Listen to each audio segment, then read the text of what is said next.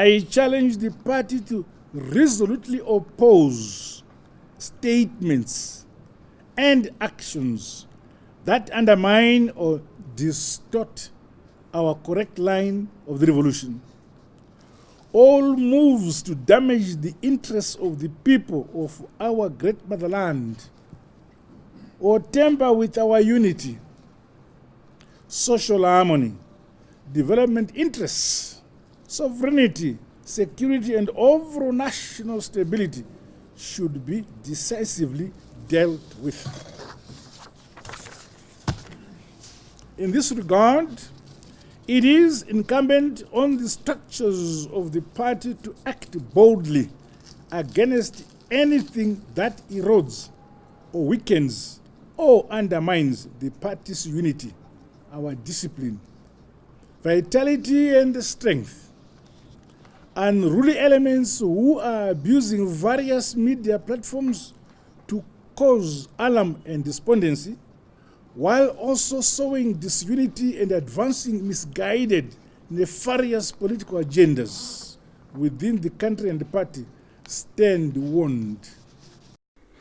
So this is a statement issued by President Emmerson Mnangagwa during the ZANU PF Politburo session, and I find it troublesome. The reasons are that, number one, he says this on a party level platform, which means he's authorizing ZANU PF thugs to put matters into their own hands. When they feel that they are threatened by the opposition, they can take action against such an opposition political party or entity or individual. When things are being said by, especially by the people through the media, it seems as if they have been given the right to attack anybody or the right to fight anybody who exposes or who speaks about what is happening within ZANU PF. We are not the ones who are running slogans 2030 anengachipo. We are not the ones who are running a slogan which is against the Constitution of the Republic of Zimbabwe and the Constitution of ZANU PF. His allies and comrades are running this slogan which is causing disunity within ZANU PF. It's not about the people in the media sector. It's not about the people in the opposition or the politicians. It's about those people close to him who want him to remain there, so that they continue looting, plundering, and misusing the resources of Zimbabwe unchecked. That is the truth. So when you hear them saying all these words, it's a matter of trying to defend what they hold dear, which is incompetency, looting, plunder, mismanagement. That is what they've done best.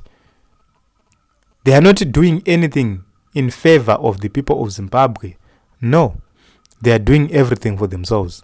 If he is serious about these issues, we need to see the corrupt being arrested. If he's serious, we need to see him ordering the 2030 agenda to stop. Why can't he be direct to Wakomana CNI 2030 agenda? Why is he meandering and beating about the bush? Why is he threatening others within the party and others within the country of the Republic of Zimbabwe who are speaking against what is happening? Probably we have people who are outside the country. Probably we have people who are in the country. Both of them who are speaking against this 2030 agenda because they are kudao. Why can't he, for once, speak against such an unconstitutional act? So this is it, guys. I do not know your views, but personally, I feel as if this is an attack on the media, particularly the social media platforms which are exposing what ZANU PF has been doing. The major question is, what will happen to those running social platforms?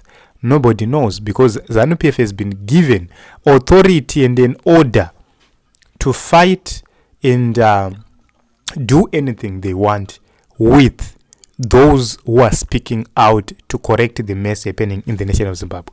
Remember, if whatever which is happening in ZANU PF boils to beyond the temperatures and it spills, even those who don't belong to ZANU PF will suffer the consequences. Dzikarira pfuti havasi vanhu veZANU PF vanofa, tinofa tese. That is the honest truth. So he can't tell people not to speak about these issues which are happening within ZANU PF. They must stop that slogan yavo yekuti 2030 Mnangagwa anenge vachipo. They must stop it.